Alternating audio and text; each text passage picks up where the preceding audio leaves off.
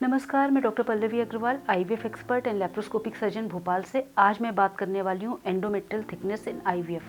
हम सभी ने जिन्होंने भी आईवीएफ कराया, हम सबको पता है कि आईवीएफ में एम्ब्रियो ट्रांसफ़र के पहले एंडोमेट्रियल थिकनेस चेक करी जाती है।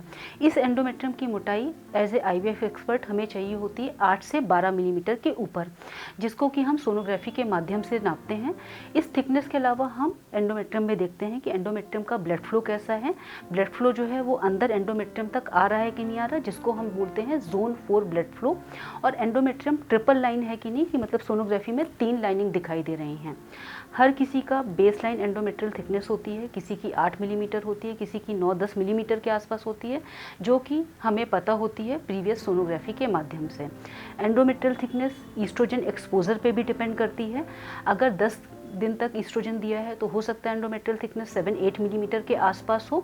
हम कई बार फिर ड्यूरेशन ऑफ ईस्ट्रोजन एक्सपोजर बढ़ा देते हैं, जो कि हम मैक्सिमम 21 डेज तक दे सकते हैं, और एंडोमेट्रियल थिकनेस उन केसेस में 9 से 10 मिलीमीटर के आसपास दिखाई दे जाती है। अगर कभी आपकी एंडोमेट्रियल थिकनेस 12 मिलीमीटर से ऊपर है तो हम स्ट्रेट अवे कैंसिल नहीं करते आपका आईवीएफ साइकिल। हम पैटर्न देखते हैं कि पैटर्न कैसा है, ट्रिपल लाइन है कि नहीं है, वैस्कुलरिटी कैसी है, जोन 4 तक में है कि नहीं है।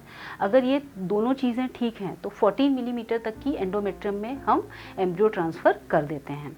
आपकी अगर एंडोमेट्रियल थिकनेस 8 मिलीमीटर से कम है, वापस से हम पैटर्न देखते हैं कि पैटर्न कैसा है और ब्लड फ्लो कैसा है। 7 मिलीमीटर से ऊपर की एंडोमेट्रियम में हम ट्रांसफ़र कर देते हैं। अगर आपकी एंडोमेट्रियल थिकनेस 7 मिलीमीटर से कम है तो इम्पॉर्टेंट चीज़ ये है कि फिर हमें कुछ एडिशनल टेस्ट करके देखने होते हैं, जिसमें इम्पॉर्टेंट टेस्ट है हिस्ट्रोस्कोपी। बच्चेदानी के अंदर एक छोटा सा पेन जैसा औजार डालकर अंदर जांच करना कि अंदर कुछ एडिशंस वगैरह तो नहीं हैं, उनको ब्रेक करना। वापस से उसके बाद एंडोमेट्रियम चेक करना। अगर एंडोमेट्रियल थिकनेस इसके बावजूद भी नहीं बढ़ रही है तो कुछ स्टडीज़ में 6 मिलीमीटर तक की एंडोमेट्रियम में भ्रूण ट्रांसफ़र किया गया है, लेकिन इन केसेस में सक्सेस रेट आपकी थोड़ी सी कम हो जाती है। कुछ हम एडिशनल टेस्ट जैसे कि टीबी का टेस्ट करा सकते हैं और टीबी की दवा दे सकते हैं अगर वो पॉजिटिव आ रहा है। टीबी की दवा जब भी हम देते हैं तो 6 महीने तक देनी होती है। इसके बाद हम कुछ एडिशनल दवाइयाँ और देते हैं जो बहुत ज़्यादा साइंटिफिकली प्रूवन नहीं है, लेकिन उनका कोई साइड इफ़ेक्ट नहीं है, जैसे कि पीआरपी, अपने शरीर से ही खून निकाल के एंडोमेट्रियम में इंजेक्ट करना, ग्रेनुलोसाइट कॉलोनी स्टिमुलेटिंग फैक्टर वो वापस से यूट्रस में इंजेक्ट करना, या फिर यूट्रस का ब्लड फ्लो बढ़ाने के लिए सिल्डेनाफिल नाम की टैबलेट को अंदर योनि मार्ग में रखना। इन सब टैबलेट्स के बावजूद भी अगर आपका एंडोमेट्रियल थिकनेस नहीं बढ़ रहा है, इवन 6 मिलीमीटर तक नहीं पहुंच रहा है, तो कई बार आपको ये भी सलाह दी जाती है कि आप सरोगेसी के थ्रू प्रेगनेंसी प्लान करें।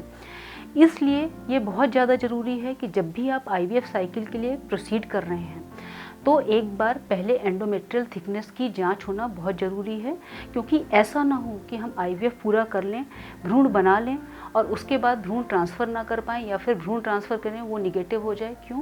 क्योंकि हमारी एंडोमेट्रियल थिकनेस ठीक नहीं थी। Thank you. ये एंडोमेट्रियल थिकनेस से संबंधित मेरी जानकारी। आपको इससे संबंधित कुछ भी पूछना हो तो मेरे को कमेंट बॉक्स पर शेयर करें।